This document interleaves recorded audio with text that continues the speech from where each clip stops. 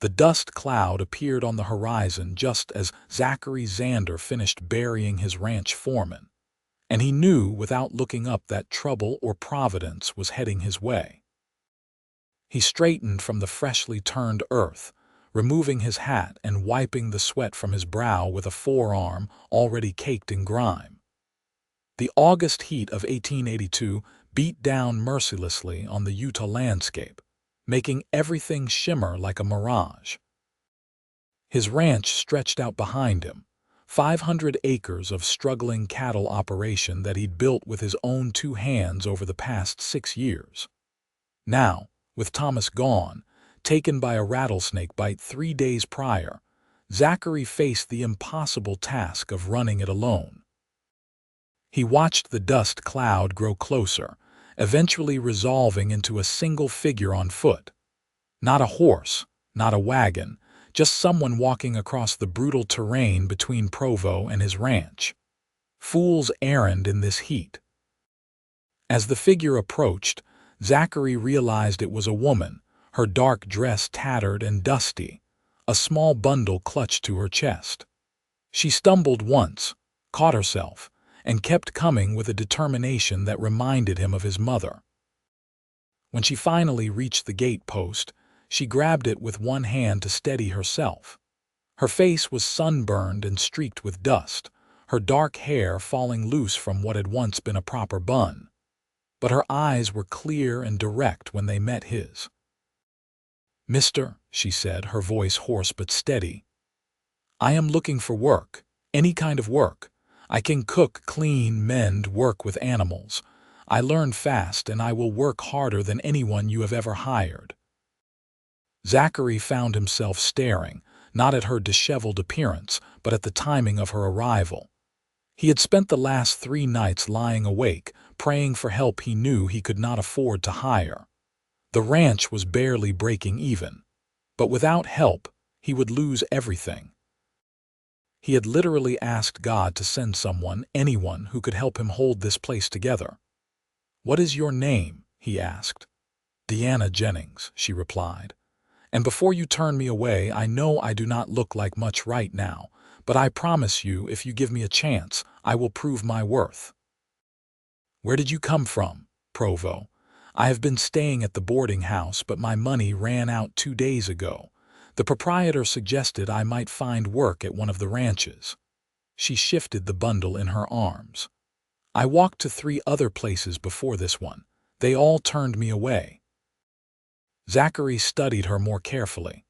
She was young, probably early 20s, with a pretty face beneath the grime and sunburn. Her dress, though worn and dirty now, had once been well made. This was not someone accustomed to begging for work. "Why did you come to Utah?" he asked. Deanna hesitated, and he saw her jaw tighten. "My husband died 6 months ago in Wyoming. I had nothing there anymore, so I decided to start fresh. I had hoped to find work in town, but—" She trailed off, and Zachary could fill in the rest. A single woman without references, in a small town where everyone knew everyone else. No one would take the risk. "I cannot pay much," Zachary said slowly, the words coming out before he had fully decided to say them. "My foreman just died, and honestly, the ranch is struggling. But I can offer room and board in the foreman's cabin and $1 a day for the first month. If you work out, I can increase it." Diana's eyes widened, and for a moment he thought she might cry. Instead, she straightened her shoulders and nodded firmly. "That is more than fair. When do I start?" "Right now, I suppose." Zachary gestured toward the ranch house. "Come on. You look like you need water and food before anything else." As they walked toward the house, Zachary found himself wondering if he had just made a brilliant decision or the biggest mistake of his life.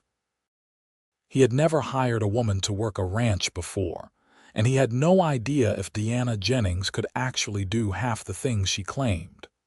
But something in her eyes, that fierce determination mixed with barely concealed desperation, had resonated with something in him. Besides, he had prayed for help. Maybe this was God's answer, even if it came in an unexpected package. The ranch house was modest but well built, with 2 bedrooms, a main room, and a kitchen. Zachary had built it himself when he first claimed the land, adding to it as he could afford to. It was nothing fancy, but it was solid and kept out the worst of the weather. Diana looked around with undisguised relief as they entered the relative coolness of the main room. Zachary grabbed a pitcher of water and poured her a glass, which she drank gratefully. "Sit down before you fall down," he said, nodding toward the table. "I will get you something to eat." "I can cook," Diana protested, but he waved her off. "You can cook starting tomorrow. Right now, you need to recover from walking God knows how far in this heat." He rummaged in the kitchen and came up with some cold chicken from the night before, fresh bread and butter. It was not much, but Diana fell on it like she had not eaten in days. Which he realized she probably had not. While she ate, Zachary studied her more openly. She had delicate features, but there was steel underneath. Her hands, though small, showed calluses and signs of hard work. This was not some pampered town girl looking for adventure. This was a woman who had known hardship and was fighting to survive. "Tell me about your husband," he said gently.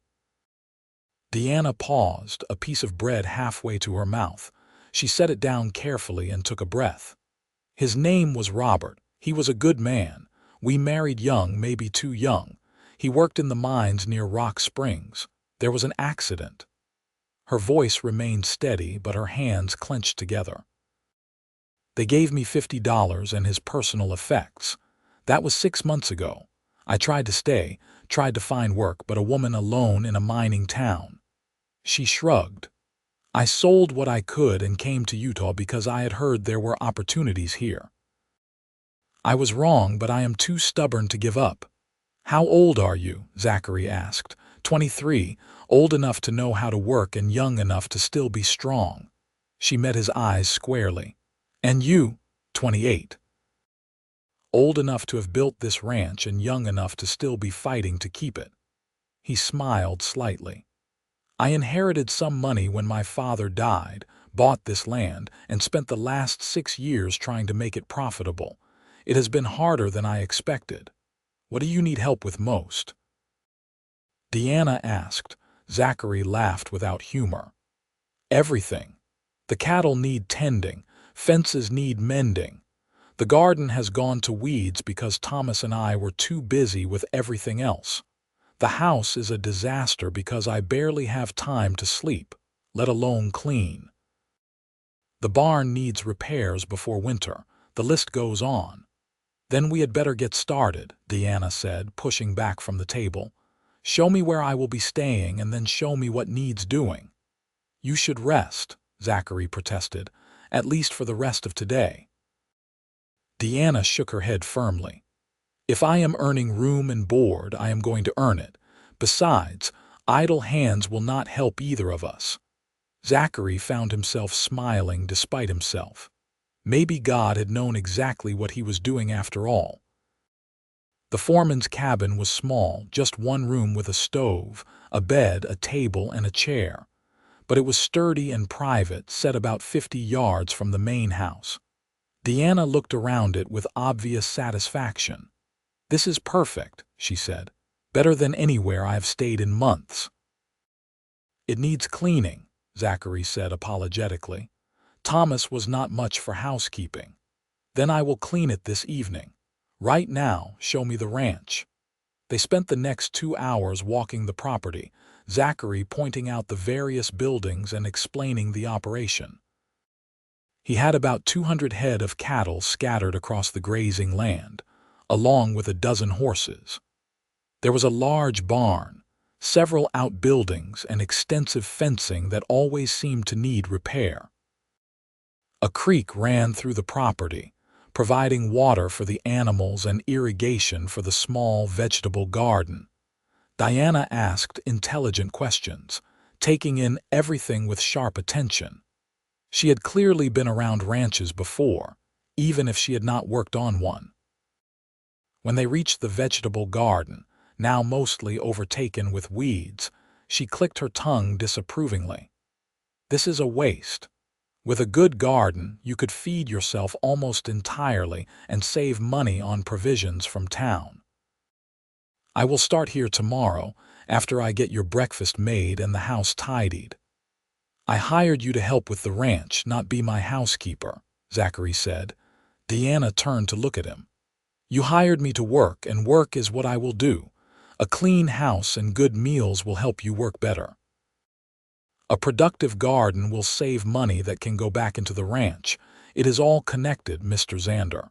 Call me Zachary, he said. Mr. Xander was my father.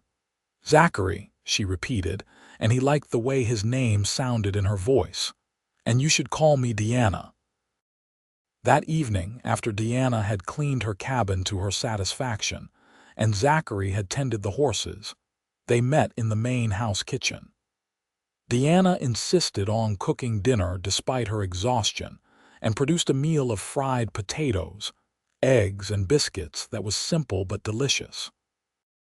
They ate together at the table, an oddly domestic scene that made Zachary acutely aware of how lonely he had been. Tell me about the ranch, Deanna said as they ate. What are your goals for it? Zachary considered the question. Most people never asked him about his dreams for the place. I want to build it into something significant. Right now I am just barely holding on, but I have good grazing land and water access. If I can build up the herd, maybe add some sheep, I could make a real go of it. Eventually, I would like to have a proper ranch house, maybe hire a few hands. He paused. I suppose that sounds ambitious for a place that is barely breaking even. It sounds like a goal worth working toward, Deanna said firmly, and now you have help. After dinner, Deanna shooed him out of the kitchen and cleaned up. Zachary retreated to the main room, ostensibly to work on his account books, but mostly watching Deanna move efficiently through his kitchen. She had rolled up her sleeves, and he could see the graceful lines of her arms as she worked. There was something mesmerizing about the domesticity of it, the simple normalcy of having someone else in the house. When she finished, she dried her hands and turned to him. I will see you in the morning. What time do you usually start? Dawn, Zachary said. But you do not have to keep that schedule. If I am working here, I am keeping the same hours you do, Deanna said firmly. Good night, Zachary. Good night, Deanna. He watched her walk out into the gathering darkness toward her cabin, lamplight flickering in the window as she prepared for bed. Then he returned to his account books, but the numbers blurred in front of him. His mind kept drifting to the woman who had appeared like an answer to prayer, and he found himself wondering what the future might hold. The next morning, Zachary was surprised to wake to the smell of coffee and bacon. He dressed quickly and emerged from his bedroom to find Deanna already in the kitchen, preparing breakfast. She had somehow found time to clean the main room as well, and everything looked tidier than it had in months. Good morning, she said cheerfully. I hope you do not mind that I started without you. The chickens needed feeding and I found eggs, so I thought I would cook. I do not mind at all, Zachary said, accepting the cup of coffee she handed him. Did you sleep well, like the dead? Deanna admitted. Best sleep I've had since leaving Wyoming. They ate breakfast together, discussing the day's work. Deanna planned to spend the morning on the garden and the house, then help him with the cattle in the afternoon. Zachary tried to argue that she should focus on lighter work, but Deanna would not hear of it. I told you I could work with animals, and I meant it. I grew up on a farm in Missouri. I know cattle. True to her word, Deanna proved to be as capable as she had claimed. She attacked the garden with determination, clearing weeds and identifying which plants could be salvaged. When afternoon came, she changed into an old pair of men's trousers she had somehow acquired, tucking her hair up under a hat, and rode out with him to check on the cattle. Zachary had been skeptical about her riding ability, but Deanna handled her horse with easy competence. She helped him check the herd, identify a few head that needed medical attention, and even suggested some changes to the grazing rotation that made good sense. "Where did you learn all this?" Zachary asked as they rode back toward the ranch at sunset. "My father raised cattle before he lost the farm to debt," Deanna said. "I helped him from the time I could walk. Robert's father was a farmer too before they moved to the mining country. I learned from both of them." "Why did you marry a miner if you knew farming and ranching?" Deanna was quiet for a moment. "Because I loved him, and because after my father lost everything, I wanted security. Robert promised me that. The mines paid well and he was careful. We were going to save up, buy a little place of our own." She smiled sadly. Life rarely goes according to plan. They fell into a routine over the following weeks. Deanna rose before dawn to cook breakfast, spent the mornings on housework and the garden, and the afternoons helping Zachary with ranch work. She proved to be invaluable, catching problems he would have missed, suggesting improvements, and working tirelessly at whatever needed doing. But beyond her work ethic, Zachary found himself drawn to Deanna as a person. She was intelligent and well-read, often quoting from books he had never heard of. In the evenings, they would sit on the porch of the main house, watching the sunset and talking about everything and nothing. She had opinions on politics, agriculture, religion, and a dozen other topics, and was not shy about expressing them. "I do not understand why women should not have the vote," she said one evening. "We own property, pay taxes, and are just as affected by the government as men are." "Why should we have no say?" "I agree," Zachary said, and Deanna looked at him in surprise. "You do?" "My mother was the smartest person I ever knew. She could have run a business or a ranch better than most men. It never made sense to me that she could not vote simply because of her sex." He smiled at Deanna. "You are certainly proof that women are just as capable as men." Deanna looked pleased, a flush creeping into her cheeks. "That is remarkably progressive thinking for a Utah rancher. I try not to be bound by convention when convention does not make sense." As summer turned to fall, Zachary became increasingly aware of his growing feelings for Deanna. She had become essential to his life, not just as a worker but as a companion. He looked forward to their morning conversations over coffee, their rides out to check the cattle, their evening talks on the porch. She made him laugh, challenged his thinking, and filled the lonely spaces in his life he had not even realized were there. But he held back from saying anything. Deanna was still healing from her husband's death, still finding her footing in this new life. She was also technically his employee, which complicated matters.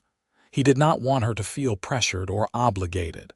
If something was going to develop between them, it needed to be genuine and mutual. Deanna, for her part, found herself falling for Zachary despite her best efforts to keep her heart guarded. He was kind, hardworking, and treated her with a respect she had not often experienced. Unlike Robert, who had been loving but also somewhat traditional in his views, Zachary saw her as an equal partner. He valued her opinions, trusted her judgment, and never made her feel like she was less than him simply because she was a woman. But she was afraid to risk their working relationship by revealing her feelings. She needed this job, this security. If Zachary did not feel the same way, it would make everything awkward. So she kept her growing affection locked away, even as it grew stronger with each passing day. One crisp October morning, as they were riding out to move some cattle to fresh grazing, they encountered a group of rustlers trying to cut out several head from the herd. Zachary immediately spurred his horse forward, Deanna right behind him. "What do you think you are doing?" Zachary shouted. "That is my cattle." The three men turned, hands moving toward their guns. Zachary had his rifle in his saddle scabbard, but he was not fast enough. The leader of the group drew his pistol, aiming it at Zachary. Without thinking, Deanna urged her horse between them. "Stop, please, just stop. Take the cattle, they are not worth dying over." The lead rustler, a grizzled man with a scar across his cheek, looked surprised to see a woman. He hesitated, his gun still raised. "You heard the lady," Zachary said quietly, his hand now on his rifle. "But let me be clear. You take those cattle and I will report you to the marshal in Provo. You will be wanted men." The rustler considered this, then slowly lowered his gun. "No need for trouble, we will move on." The three men rode off without the cattle, and Zachary let out a breath he had not realized he was holding. Then he turned to Deanna, and she saw anger flash in his eyes. "Do not ever do that again," he said sharply. "You could have been killed." "So could you," Deanna shot back. "And what good would that have done? They wanted cattle, not blood. I just diffused the situation." "By putting yourself in danger," Zachary's voice rose. "Deanna, if something happened to you, I would never forgive myself. And if something happened to you, I would never forgive myself." Deanna shouted back. Then, realizing what she had said, she fell silent. They stared at each other, both breathing hard, the admission hanging between them. Finally, Zachary spoke softly. "Deanna, I need to tell you something. I have been holding back because I did not want to complicate our working relationship, but I cannot keep it inside anymore. I have feelings for you, strong feelings. You have become essential to my life, not just as a worker, but as a person I care deeply about." Diana's eyes widened. "Zachary, I feel the same way. I have for weeks now. I was just afraid to say anything." "You do not need to be afraid," Zachary said gently. He dismounted and helped her down from her horse, keeping his hands on her waist. "Deanna Jennings, you are the answer to prayers I did not even know how to speak. From the moment you walked onto my ranch, dusty and desperate, you have made everything better. You have made me better. I am falling in love with you, and I cannot pretend otherwise anymore." Deanna's eyes filled with tears. "I am falling in love with you too. I did not think I could feel this way again after Robert died. But you are different. What I feel for you is different, stronger. Like this is what I have been looking for my whole life without knowing it." Zachary cupped her face in his hands. "May I kiss you, please?" Deanna whispered. The kiss was gentle at first, tentative, both of them testing this new territory. Then Deanna wrapped her arms around Zachary's neck and pulled him closer, and the kiss deepened into something passionate and full of promise. When they finally broke apart, both were smiling. "We should probably get back to work," Zachary said reluctantly. "Probably," Deanna agreed, but neither of them moved. They stood there in the middle of the grazing land, holding each other, until Zachary's horse snorted impatiently. Then they laughed and mounted up, riding back to check on the rest of the herd. But everything felt different now, charged with new possibility. That evening they sat on the porch as usual, but this time Zachary had his arm around Diana's shoulders, and she leaned against him, perfectly content. They talked about the future, about their hopes and dreams for the ranch, about what a life together might look like. "I do not want to rush you," Zachary said carefully. "I know you were married before and you are still healing from that loss. We can take this as slow as you need." Deanna turned to look up at him. "I loved Robert and I will always cherish the time we had together, but he is gone and I am still here. I have grieved and I have accepted it. What I feel for you is not a betrayal of that. It is a new chapter, a new beginning. And I do not want to waste time being cautious when life has already taught me how short it can be." "What are you saying?" "I am saying that I want to build a life with you, Zachary Xander. I want to help you grow this ranch into everything you have dreamed of. I want to wake up next to you every morning and fall asleep in your arms every night. I want to have children with you, raise them on this land, and build something lasting together." Zachary felt his heart swell with emotion. "Are you proposing to me, Deanna Jennings?" Deanna laughed. "I suppose I am.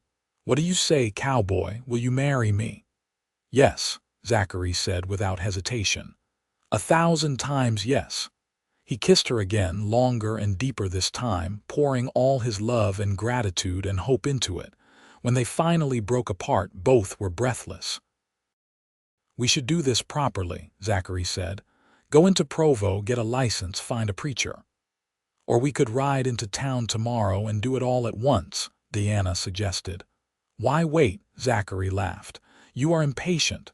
Life is too short not to be." They rode into Provo the next morning, causing quite a stir when they walked into the courthouse hand in hand. The clerk, who had refused Deanna work at the boarding house, stared open-mouthed as Zachary requested a marriage license. "But she was just here a few months ago, penniless and desperate," the clerk sputtered. "And I was praying for help," Zachary replied calmly. "God sent me exactly who I needed. Now about that license." They were married that afternoon in a simple ceremony at the Methodist church, with the preacher's wife and the church organist as witnesses. Deanna wore a new dress purchased from the general store, simple blue calico that made her eyes shine. Zachary wore his best suit, his hair slicked back and his boots polished. As they exchanged vows, Zachary found himself fighting back tears. This woman, who had appeared on his ranch desperate and alone, had become his partner, his love, his future.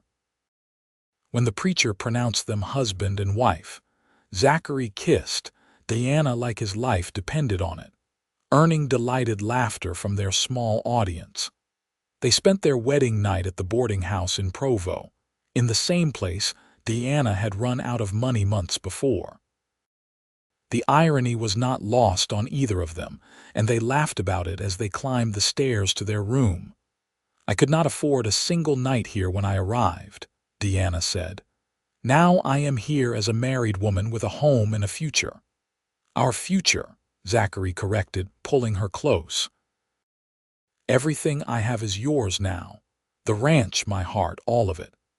Their wedding night was tender and passionate, a celebration of their love and commitment. Zachary was gentle with Deanna, mindful that it had been a long time since she had been with anyone. She responded with an ardor that surprised and delighted him, showing him without words how much she loved and desired him.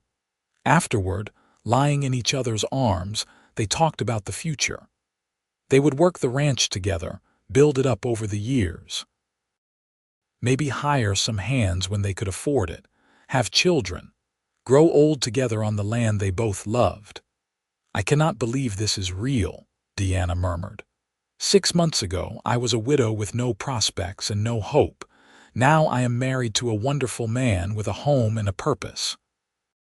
"I cannot believe it either," Zachary admitted. "I was praying for help with the ranch. I never imagined God would send me the love of my life." They returned to the ranch the next day, eager to start their new life together. Deanna moved her few possessions from the foreman's cabin into the main house, into Zachary's bedroom that was now their bedroom. It felt right, natural, like she had always belonged there. The months that followed were the happiest of both their lives. They worked the ranch together, making improvements and slowly building up the herd. Deanna's garden flourished under her care, providing fresh vegetables and herbs that they enjoyed throughout the fall. She canned and preserved, filling the pantry with supplies for the coming winter. In the evenings, they would sit by the fire, Deanna mending or reading while Zachary worked on tack or account books. Sometimes they would just talk, sharing stories of their pasts, dreams for their futures, thoughts on everything under the sun. Other times they would make love on the rug in front of the fireplace, lost in each other and the passion that seemed to grow stronger with each passing day. Winter came hard that year, with heavy snows that kept them confined to the house for days at a time. But Zachary and Deanna did not mind. They had each other, plenty of supplies, and no shortage of ways to keep warm. They played cards, read aloud from books, cooked elaborate meals together, and made love with the enthusiasm of newlyweds. It was during one of these snowbound weeks that Deanna realized she was pregnant. She had suspected for a few weeks, but now she was certain. The question was how to tell Zachary. She decided on a direct approach. One evening as they sat by the fire, she simply said, "I am going to have a baby." Zachary's head snapped up from the bridle he was repairing. "What? I am pregnant. We are going to have a child, probably sometime in July." For a moment, Zachary just stared at her. Then his face broke into the biggest smile she had ever seen. He dropped the bridle and crossed to her in 2 strides, pulling her up from her chair and spinning her around. "We are having a baby." "Deanna, this is wonderful. Are you feeling all right? Do you need anything? Should you be sitting down?" Deanna laughed at his sudden concern. "I am fine. Pregnant women are not fragile, you know. I have been doing all my normal work for weeks now without any problems." "But you should not be lifting heavy things or working too hard or—" "Zachary," Deanna interrupted firmly. "I am fine, and I will continue working as I always have, at least for several more months. Women have been having babies and working ranches for as long as there have been ranches. I am not going to treat this like an illness." Zachary looked like he wanted to argue, but he could see the determination in her eyes. "At least let me take on more of the heavy work, and if you start feeling tired or unwell, you will tell me." "I promise," Deanna said, reaching up to cup his cheek. "I know you want to protect me, and I love you for it, but I am strong and I am healthy, and this baby is going to be fine." Zachary placed his hand over her still flat stomach. "Our baby, I can hardly believe it." "Believe it, Cowboy. Come July, you are going to be a father." The pregnancy progressed smoothly. Deanna continued to work alongside Zachary through the winter and into spring, only slowing down as she grew larger and more unwieldy. Zachary was attentive and protective, but he also respected her independence and her need to feel useful. As Deanna's belly grew, so did Zachary's wonder and anxiety.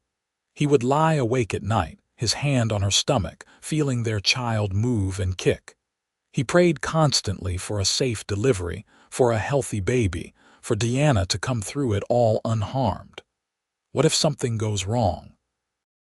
He asked Deanna one night as they lay in bed. "What if I lose you?" "You will not lose me," Deanna said firmly. "Women have babies every day. I am strong and healthy. We have a good midwife in town who has agreed to come stay with us when my time gets close. Everything will be fine." "How can you be so calm?" "Because worrying will not change anything. Either everything will be fine or it will not. But I choose to believe it will be fine and to enjoy this time. I am carrying our child, Zachary, our son or daughter. That is a miracle, not something to fear." Her calm confidence helped ease his anxiety, though he never stopped worrying entirely. He threw himself into preparing for the baby, building a beautiful cradle from oak wood, setting up a nursery corner in their bedroom, making sure they had everything they would need. Deanna watched him work with love and amusement. "You do realize the baby will not care if the cradle has detailed carvings, right?" "Maybe not," Zachary admitted. "But I want everything to be perfect for our child. I want him or her to know from the very beginning how loved and wanted they are." "He or she will know that because they will have you as a father," Deanna said softly. "That is worth more than any cradle, no matter how beautiful." July arrived with its usual heat, and Deanna grew increasingly uncomfortable. The midwife, a capable woman named Mrs. Henderson, arrived at the ranch a week before the baby was due and settled into the foreman's cabin. "First babies are often late," she told them, "but I would rather be here early than arrive too late." She was right about first babies being late. Deanna's due date came and went with no signs of labor. She grew increasingly impatient, hot and tired and ready for the pregnancy to be over. "I feel like a cow," she complained one evening, trying and failing to find a comfortable position on the porch chair. "You look beautiful," Zachary said loyally.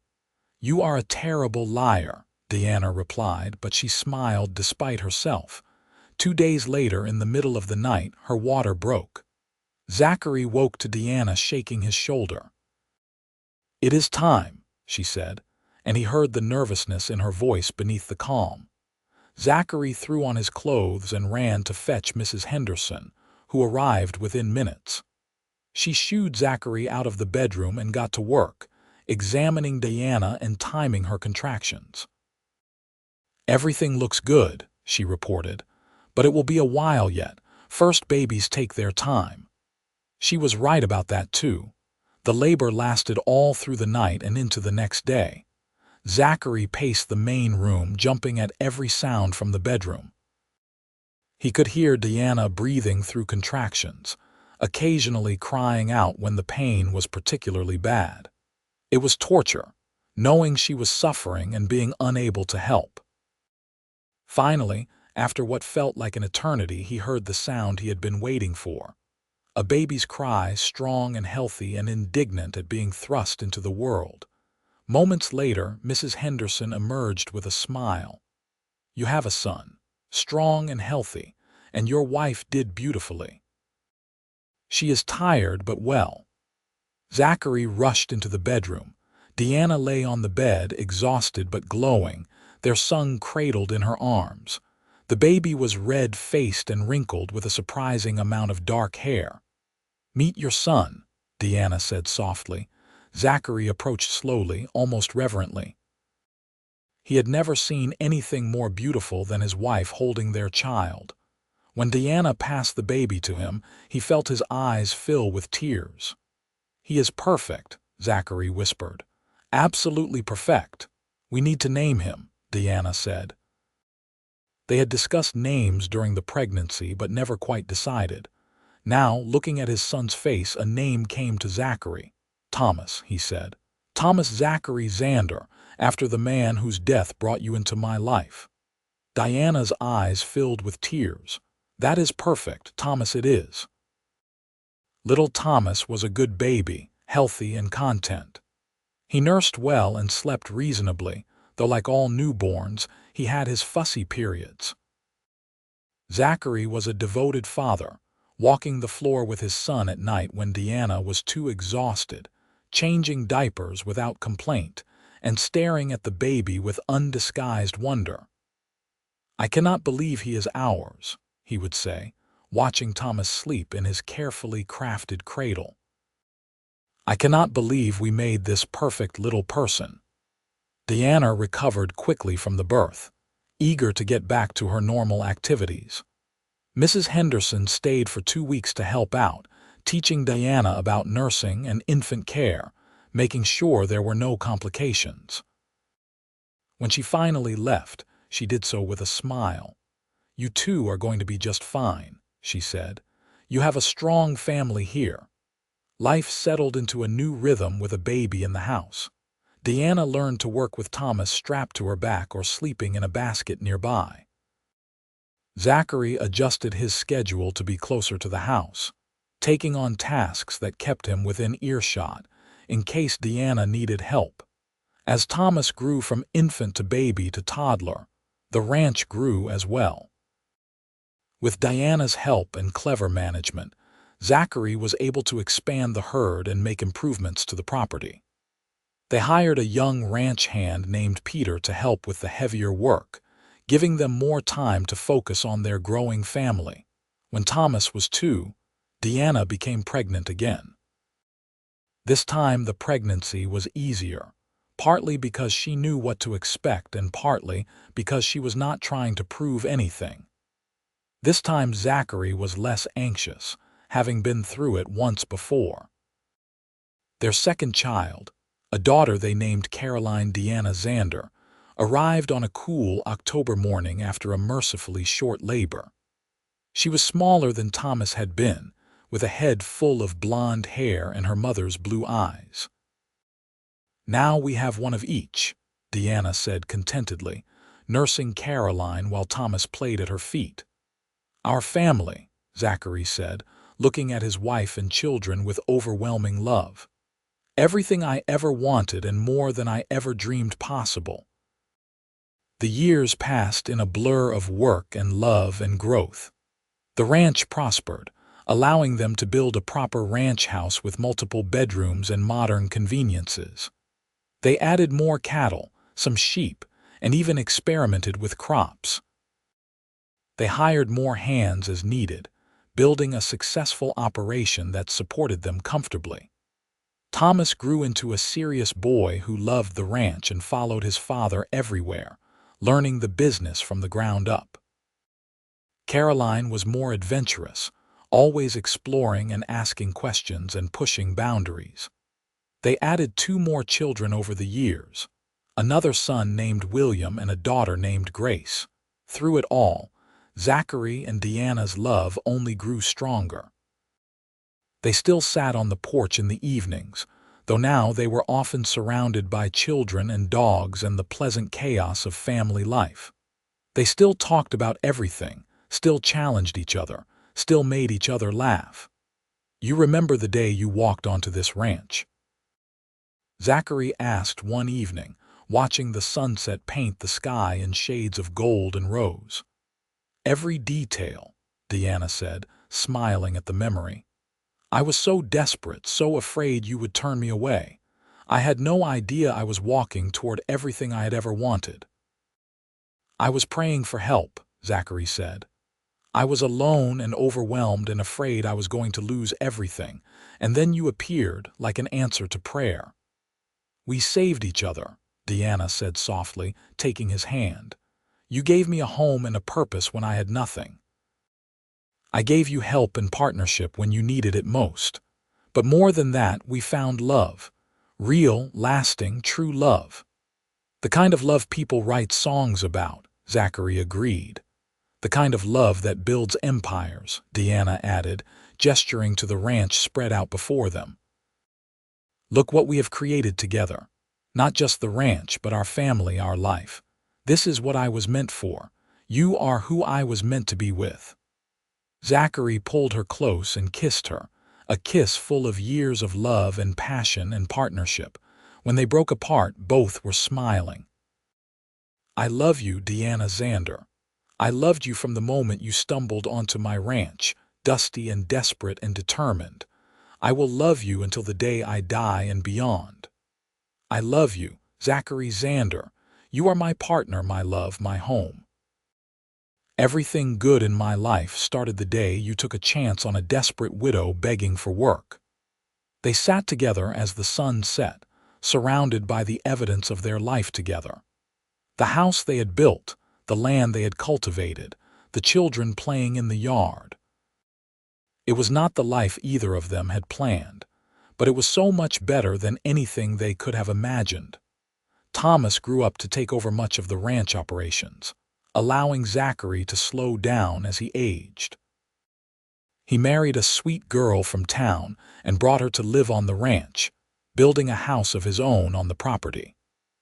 Caroline surprised everyone by going to college in Salt Lake City, returning with a degree and a husband who was willing to learn ranching. William followed in Thomas's footsteps, devoted to the land and the cattle. Grace, the baby of the family, had her mother's adventurous spirit and her father's business sense, eventually handling all the ranch's finances and negotiations. As grandchildren arrived, Zachary and Deanna found new joy in watching the next generation grow up on the land they had built together. They would sit on the porch of their big ranch house, now silvered with age but still strong, and watch their grandchildren play in the yard where their own children had played. "We did good," Deanna said one evening, leaning against Zachary's shoulder as she had done for 40 years. "We did amazing," Zachary corrected. "Look at what we built. Not just the ranch, but this whole family. 4 children, 12 grandchildren so far, and all of them healthy and happy and thriving. Because we loved each other, Deanna said simply. Because we built our life on a foundation of partnership and respect and genuine love. We showed them what a good marriage looks like, what it means to work together toward common goals. We showed them that sometimes the best things in life come from unexpected places, Zachary added. That prayers are answered in ways we do not always anticipate, that God knows what we need even better than we do. Deanna smiled, remembering that desperate walk from Provo, the fear and uncertainty that had driven her to Zachary's ranch. It seemed like a lifetime ago, and in many ways it was. She was not that desperate widow anymore, just as Zachary was not that struggling rancher. They had grown and changed together, becoming better versions of themselves through their love and partnership. You ever wonder what would have happened if I had gone to a different ranch that day? Deanna asked. What if one of the other places had taken me in?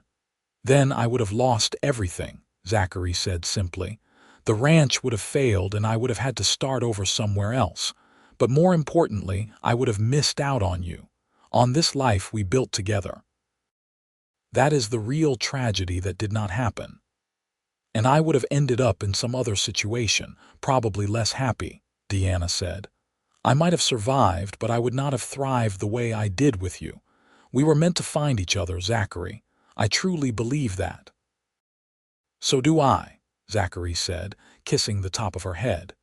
You were the answer to my prayers, the partner I needed, the love I did not even know I was looking for.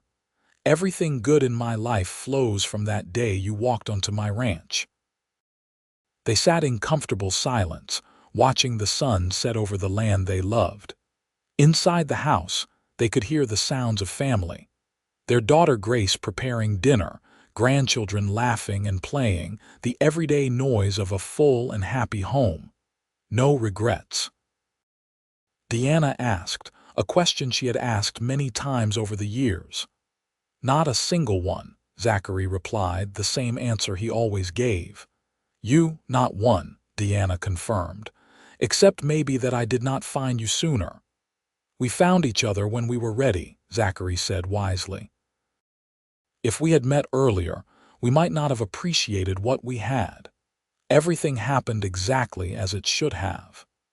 As the years continued to pass, Zachary and Deanna remained devoted to each other and to the legacy they had built. They celebrated 50 years of marriage surrounded by children, grandchildren, and even a few great-grandchildren. The ranch had grown into one of the most successful operations in Utah, a testament to their hard work and vision. Zachary passed away peacefully in his sleep at the age of 81, with Deanna holding his hand. He went surrounded by family, in the house he had built, on the land he loved. His last words were, "I love you," to Deanna, and his last thoughts were of gratitude for the life they had shared. Deanna grieved deeply for her partner of 50 years, but she also celebrated the incredible life they had built together. She remained active in the ranch operations for several more years, finally stepping back at 85 to let the younger generations take over completely. She lived to be 92, still sharp and engaged, still full of stories about the early days of the ranch. She would sit on the porch with her great-grandchildren and tell them about the day she walked onto the ranch, desperate and afraid, and found everything she had ever wanted. Your great-grandfather was praying for help, she would tell them. And God sent me. We saved each other and we built all of this together. Remember that, children. The best things in life often come when we are at our lowest points. When we are willing to take chances, to work hard, to love deeply. That is what made this ranch, this family, this legacy. Love and hard work and faith. When Deanna finally passed away peacefully in her sleep, surrounded by family, the ranch held a celebration of life that drew people from all over the state. The story of Zachary and Deanna, The rancher who prayed for help and the widow who begged for work had become legendary in the area.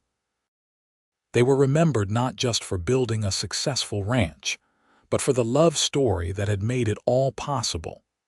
The ranch continued to thrive under the management of their descendants, each generation adding to the legacy while honoring the foundation that Zachary and Deanna had built.